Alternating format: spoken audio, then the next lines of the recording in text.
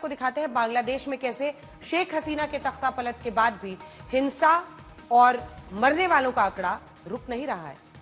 बांग्लादेश की हिंसा में मरने वालों की संख्या अब 450 के पास पहुंच गई पिछले 24 घंटे में। जी हां, शेख हसीना के हटने के बाद 150 के आसपास लोग मारे गए हैं। इधर शेख हसीना सदमे में है, उधर बांग्लादेश के राष्ट्रपति मोहम्मद शहाबुद्दीन ने संसद भंग कर दी है। देश की पीएम खालिदा जिया, जो पूर्व प्रधानमंत्री थी, उनको भी रिहा कर दिया गया है। एयरपोर्ट, पुलिस स्टेशन की सुरक्षा के लिए अब पैरामिलिट्री फोर्सेस तैनात कर दी गई हैं। प्रदर्शनकारियों ने शेख हसीना की पार्टी के एक नेता को होटल में भी उनके आग लगा दी है, जिसमें 24 लोग जलकर मर गए। ये स्पेशल रिपोर्ट देखिए।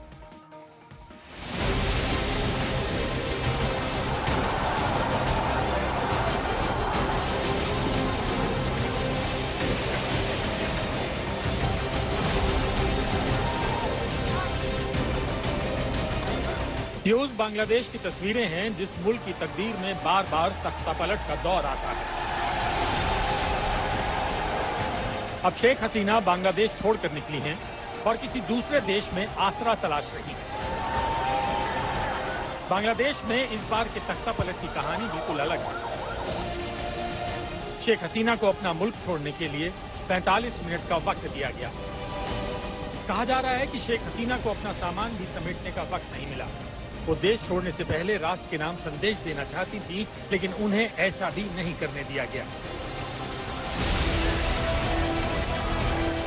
प्रदर्शनकारियों का जो हुजूम शेख हसीना के देश छोड़ने से पहले उग्र हो रहा था, शेख हसीना के बांग्लादेश से जाने के बाद वो मुल्क में मनमानियों पर उतर आता है और नतीजा ये तस्वीरें बता रही हैं। बांग्लादेश में खूनी खेल और हिंसा का तांडव अब भी चल रहा है। शेख हसीना के देश छोड़ने के बाद से 100 से ज्यादा लोग मारे गए हैं और इस तरह से बांग्लादेश में मरने वालों की संख्या अब 450 के आसपास पहुंच गई है। सैकड़ों घायल लोग अस्पताल में भर्ती हैं। प्रदर्शनकारियों ने शेख हसीना की अवामी लीग पार्टी के होटल में भी आग लगा दी।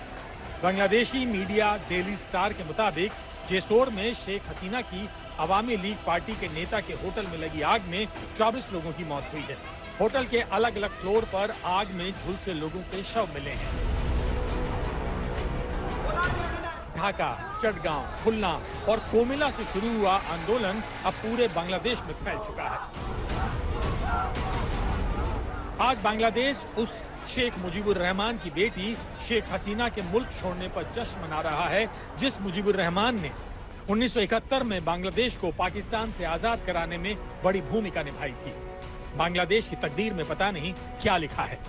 पहले शेख मुजीबुर रहमान की हत्या कर दी गई और अब शेख हसीना एक बार फिर मुल्क छोड़ने पर मजबूर हो गई और प्रदर्शनकारियों ने शेख मुजीबुर रहमान के स्टैचू को भी तोड़ डाला।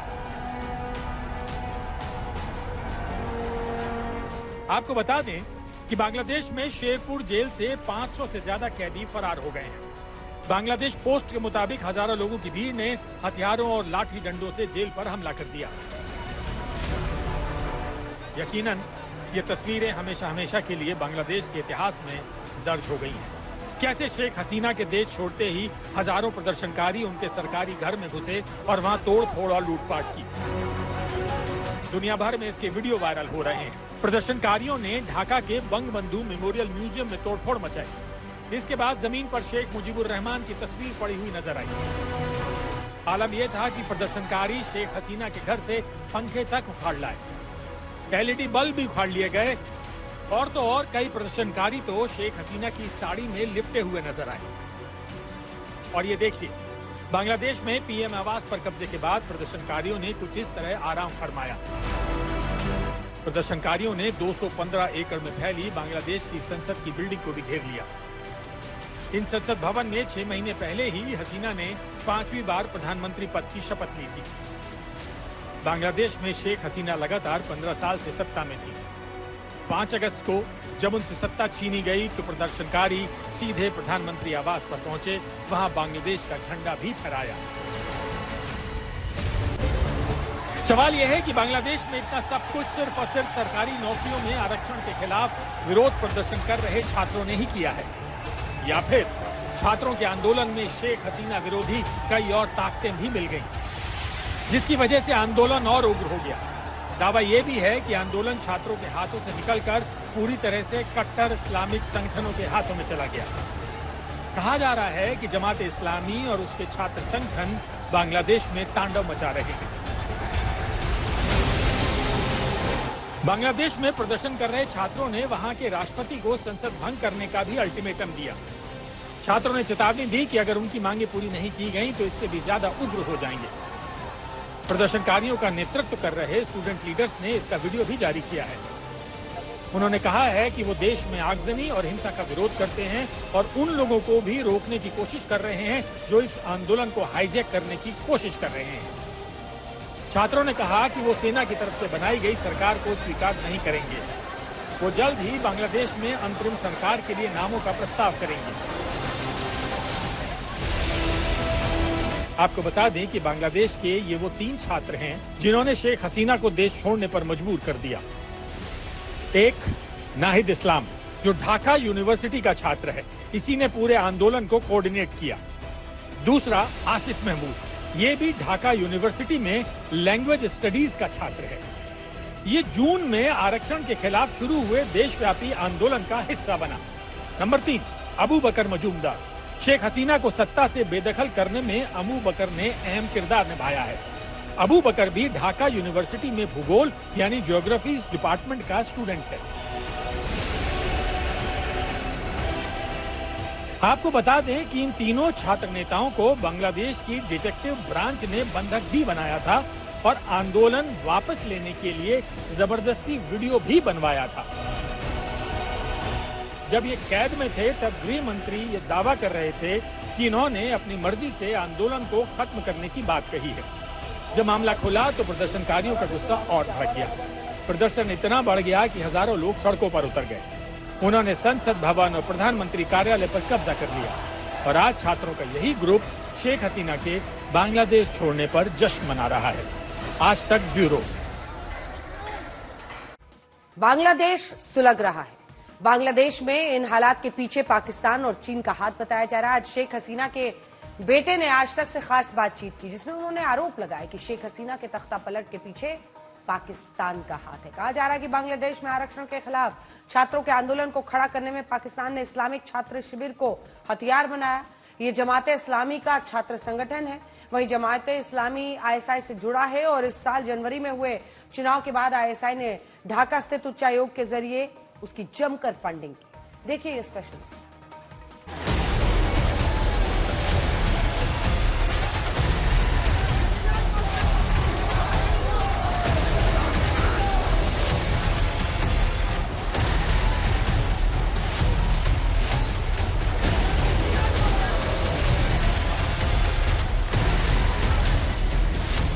दुनिया बांग्लादेश में शेख हसीना के तख्ता पलट की तस्वीरें देख रही है।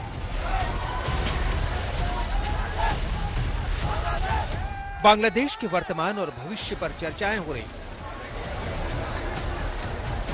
लेकिन एक मुल्क है जो बांग्लादेश के इन हालात पर खुश हो रहा है। जी हां, वो है पाकिस्तान।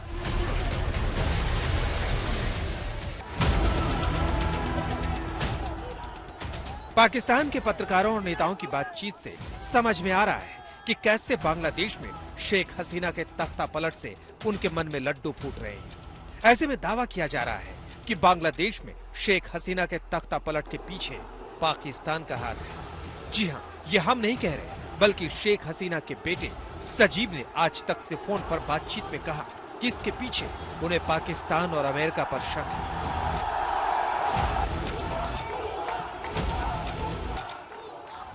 सजीब, इलेक्शन हुए, शेख हसीना जीती और उनके जीतने के बाद ये अचानक सिचुएशन अचानक बिगड़ी या किसी ने बिगाड़ी? ऑफ कोर्स ये मैं आपको कहते नहीं सकता जे क्या किया है, बट हमारा संदेह है may be Pakistan, may be America, के जाने। लेकिन पाकिस्तान और अमेरिका आपको क्यों लगता है कि वो ऐसा कर सकते हैं? पाकिस्तान तो करेंगे because they don't want a strong government in Bangladesh they want to bother India from the eastern side. America, they don't want a strong government. They want a weak government. So they want a government that they can control. And they cannot control Sheikh Hasina.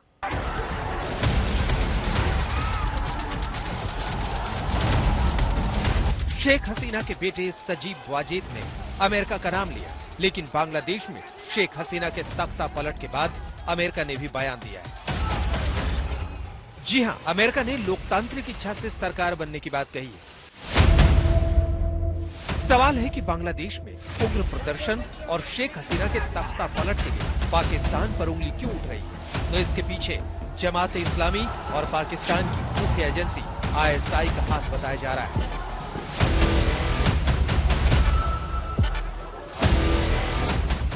आपको बता दें कि बांग्लादेश में आरक्षण के खिलाफ आंदोलन में इस्लामिक छात्र शिविर का अहम रोल बताया जा रहा है। इस्लामिक छात्र शिविर कट्टरपंथी इस्लामिक संगठन जमात इस्लामी का छात्र संगठन।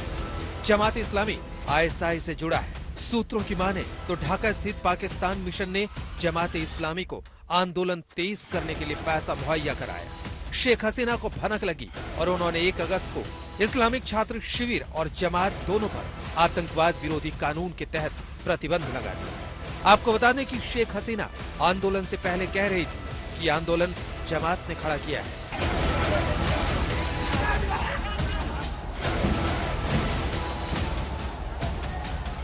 सूत्रों ने जानकारी दी कि इस्लामिक छात्र शिविर, जो कि वहां का एक कट्टरपंथी छात्र संगठन है, इसने बांग्लादेश के ढाका यूनिवर्सिटी, चटगांव यूनिवर्सिटी, ऐसे ही अन्य आधा दर्जन यूनिवर्सिटीज में जाकर के छात्रों को पीछे से उग्र किया।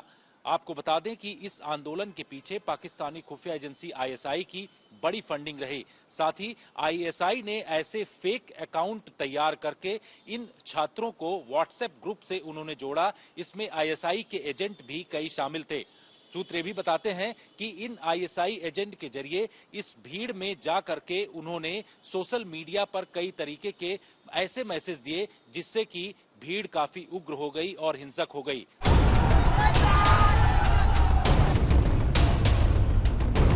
जमात की साजिशों का खुलासा इस बात से भी होता है कि जैसे ही शेख हसीना ने बांग्लादेश छोड़ा, सेना ने ब्रिगेडियर जनरल अब्दुल्लाहिल अमान अल आजमी को बहाल कर दिया, क्योंकि शेख हसीना के राज में जनरल अब्दुल्लाहिल को बर्खास्त कर दिया गया था। आपको एक और बात बता दें कि जनरल अब्दुल्लाहिल अमान अल आजमी जमात इस्लामी के नेता गुलाम आजम का बेटा है, जिसने 1971 में पाकिस्तान का साथ दिया था और बांग्लादेश की आजादी के लिए लड़ रहे लोगों की हत्या में शामिल था।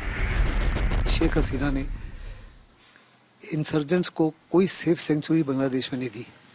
अभी आने वाली सरकार जो है, क्या उनकी सेफ सेंचुरी रोक सकेगी या नहीं, ये तो मैं नहीं जानता, लेकिन बहुत बड़े पैमाने पर ये विक्ट्री है एंटी इंडियन फोर्सेस की, जिसमें ISI और चीन का मुख्य रोल है।